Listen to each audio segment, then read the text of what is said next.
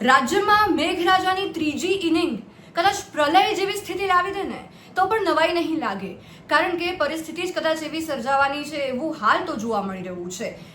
આખા ગુજરાતને મેઘરાજા ફરી એકવાર ઘમરોળી રહ્યા છે અને ઠેર ઠેર સમાચાર સામે આવી રહ્યા છે કે વરસાદ શરૂ થઈ ગયો છે, પાણી ભરાવાના શરૂ થઈ ગયા છે, લોકો હેરાન થવાના શરૂ થઈ ગયા છે. મેઘરાજા ક્યાં કેટલી ધબધબાટી બોલાવાના છે, કયા ભાગમાં કેટલો વરસાદ પડવાનો છે, 2 દિવસ કેમ ભારે છે, ક્યાં ક્યાં ખાસ કરીને ભારે છે, કેટલું ધ્યાન રાખવું પડશે લોકોને, આવો વિંડીના માધ્યમથી જાણવાનો પ્રયાસ કરીએ.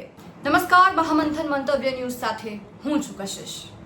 31 તારીખે વિંડીના માધ્યમથી બપોરના 1 વાગ્યાનો આ સમય છે કે જ્યાં તમે જોઈ શકો છો કે કેવો દક્ષિણ ગુજરાતમાં વરસાદ સૌથી વધુ જોવા મળી રહ્યો છે. રેડ એલર્ટ છે, ક્યાંક પિંક છે એટલે કે રેડથી પણ વધુ ખતરનાક.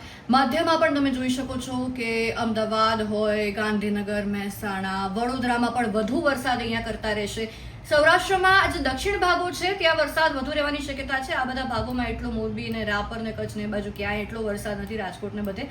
પરંતુ ઉત્તરથી લઈને દક્ષિણ સુધી આખો ભાગ જેને મેઘરાજા બરાબરના 1 વાગે તો ઘમરોળવાના છે, એમાં શંકાને સ્થાન નથી.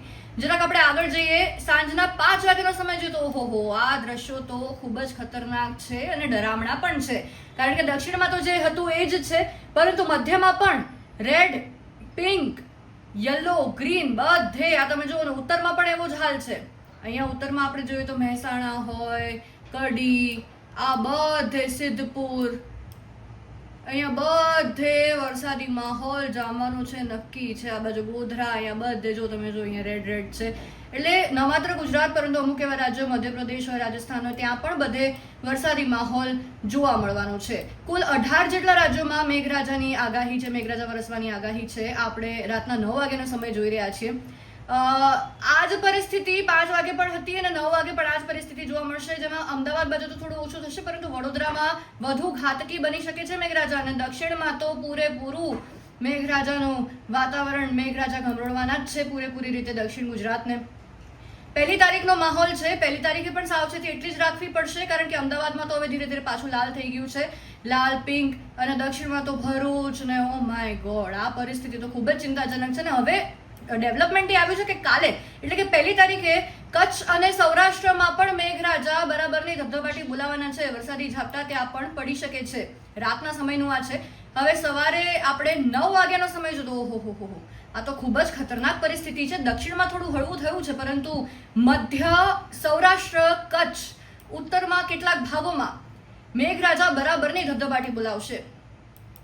હવે જરાક આગળ જઈએ તો 24 કલાક પછી એટલે કે 1 તારીખે 1 વાગ્યાનો સમય રાત્રિના અહીંયા સૌરાષ્ટ્ર, કચ્છ, ઉત્તર, મધ્ય, દક્ષિણમાં થોડું હળવું છે. 1 તારીખે દક્ષિણવાળાને જરાક રાહત મળશે, પરંતુ વરસાદ તો છે જ. પરંતુ અહીંયા તમે જો કેટલો વરસાદ વરસવાનો છે, 21.1 mm. આપણે જરાક ઝૂમ કરીને જોઈએ તો અમદાવાદમાં કેટલો છે, 10.8. અહીંયા સિદ્ધપુર, ખેરાલુ, મહેસાણા બધે મેઘરાજા બરાબરની ધબધબાટી બોલાવાના છે. સેમ અહીંયા સિસ્ટમ ખૂબ જ જોરદાર સર્જાઈ છે. જામનગર એ બાજુ આ જે બધા નાના નાના ગામડાઓ છે ત્યાં પણ ખૂબ જ ચિંતાજનક માહોલ રહેવાનો છે. અને દર્શક મિત્રો, આ વખતે ખાસ સરકાર દ્વારા પણ એ ધ્યાન રાખવામાં આવ્યું છે કે પૂર પહેલા પાળ બાંધવામાં આવ્યો છે, એટલે કે જે બચાવ ટીમ છે એ બધાને અત્યારથી જ તૈનાત કરી દેવામાં આવ્યા છે. એટલે જ્યારે પૂર આવે અને લોકોને બચાવવાનો સમય આવે ત્યારે ટીમ આવે, બચાવે, એ પહેલાથી જ ટીમને ઓલરેડી એલર્ટ કરી દેવામાં આવી છે. એનડીઆરએફની ટીમ, એસડીઆરએફની ટીમ રેસ્ક્યુ માટે, કે જેવું એવું લાગે એવું બધા લોકોને સેફલી સ્થળાંતર કરી નાખે અને જો પણ કોઈ ફસાયું હોય તો એમને બચાવવા માટે પગલાં લેવામાં આવે. એટલે આ વખતે સરકાર અને તંત્ર પણ અગાઉથી જ સજ્જ જોવા મળી રહ્યું છે, જે ખૂબ જ પ્રશંસનીય બાબત છે. 1 તારીખે સાંજના 6 વાગ્યાનો આ સમય છે કે આ જ પરિસ્થિતિ આખા ગુજરાતમાં, આખું ગુજરાત તમે જુઓ, ક્યાંક યલો છે, ક્યાંક રેડ છે, ક્યાંક પિંક છે, ક્યાંક ગ્રીન છે, બધે એક સાથે લગભગ 5 જેટલી સિસ્ટમ સક્રિય થઈ છે, જેના કારણે આ પરિસ્થિતિ સર્જાઈ છે. એટલે જ બધા કહે છે કે આ મિની પ્રલય પણ હોઈ શકે છે. અમદાવાદ જેવા શહેરમાં પણ પૂરની શક્યતા વ્યક્ત કરવામાં આવી રહી છે. એટલે તમે વિચાર કરો કે શું હાલ છે. આ 1 તારીખના રાતના 11 વાગ્યાનો સમય છે, આ જ પરિસ્થિતિ. હવે જરાક 2 તારીખે જઈએ તો 2 તારીખે શું માહોલ છે, એ જ માહોલ જોવા મળશે. 2 દિવસ પહેલા કંઈક અલગ ચિત્ર હતું 2 તારીખનું, પરંતુ હવે ચિત્ર કંઈક અલગ જ છે. વિંડીમાં જે આપણે ફોરકાસ્ટ જોઈએ છે, કદાચ પરિસ્થિતિ બદલાઈ પણ શકે છે. 24 કલાક પછી કદાચ સ્થિતિ અલગ પણ હોઈ શકે છે, પરંતુ આપણે સાવચેત રહેવું એ સારું છે. હવે ઉત્તર તરફ બધા પવનો ફૂંકાશે એટલે અહીંયા થોડું હળવું થશે વડોદરામાં, તેમ છતાં પણ મગરનું આગમન થશે તો નવાઈ નહીં, કારણ કે એટલો વરસાદ અહીંયા જોવા મળી રહ્યો છે. સૌની નજર વડોદરા પર રહેશે કે વિશ્વામિત્રીનું શું એ લોકો આ વખતે કરવાના છે કે પાછું પહેલાની જેમ પૂર ના આવે. અમદાવાદમાં પણ જુઓ કે 2 તારીખે રાતના પણ આવો જ વરસાદ છે. આ બાજુ મહેસાણા ગાંધીનગર બાજુ પણ એવા જ હાલ છે. એટલે આ 3 દિવસનો ફોરકાસ્ટ ઘણું બધું કહી જાય છે અને લોકોને પણ ખાસ સાવચેતી રહેવાના પગલાં લેવા માટેની તંત્રની પણ અપીલ છે.